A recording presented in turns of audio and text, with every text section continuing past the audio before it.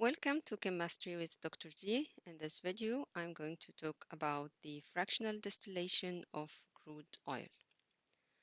So, crude oil is a fossil fuel. It's formed from remains of plants and animals that died millions of years ago and were buried in mud or under the water. Over a million of years, with the high pressure and temperature, the remains turned into crude oil, which can be drilled up from the rocks where it's found, and then you can get the fossil fuel or you can get the crude oil. Fossil fuel like coal, oil, and gas are called non-renewable fuels.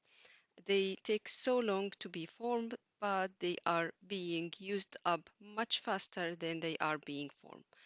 So they are finite resources, and one day they will run out.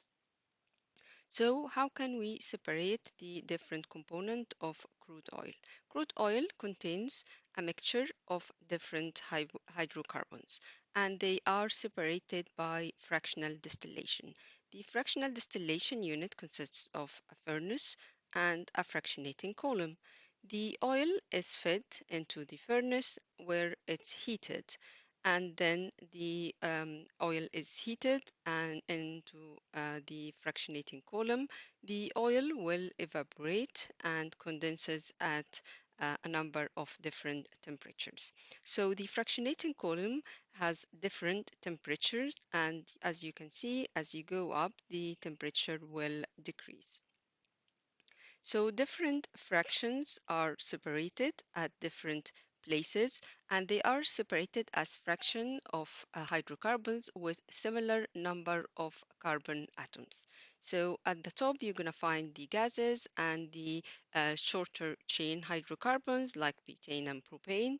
And then as you go down, as the temperature increases, the petrol will be condensed, and then kerosene, diesel, and fossil fuel.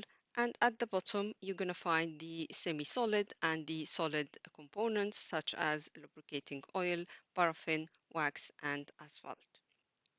This process is a continuous process, so the gas or the oil is always fed into the fractionating column, and different fractions will be collected continuously at the relevant temperature.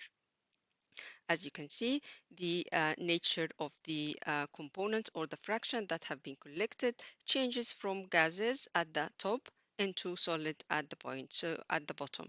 So the boiling point and the viscosity will increase as we go down.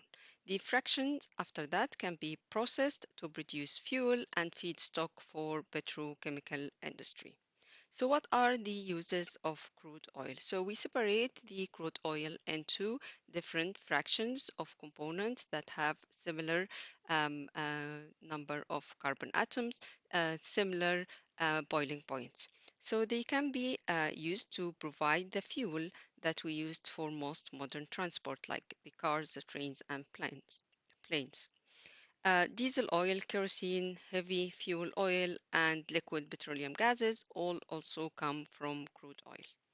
The petrochemical industry also uses some of the hydrocarbons from crude oil, such as the feedstock, to make new compounds for use in things like polymers, solvents, detergents, and lubricants.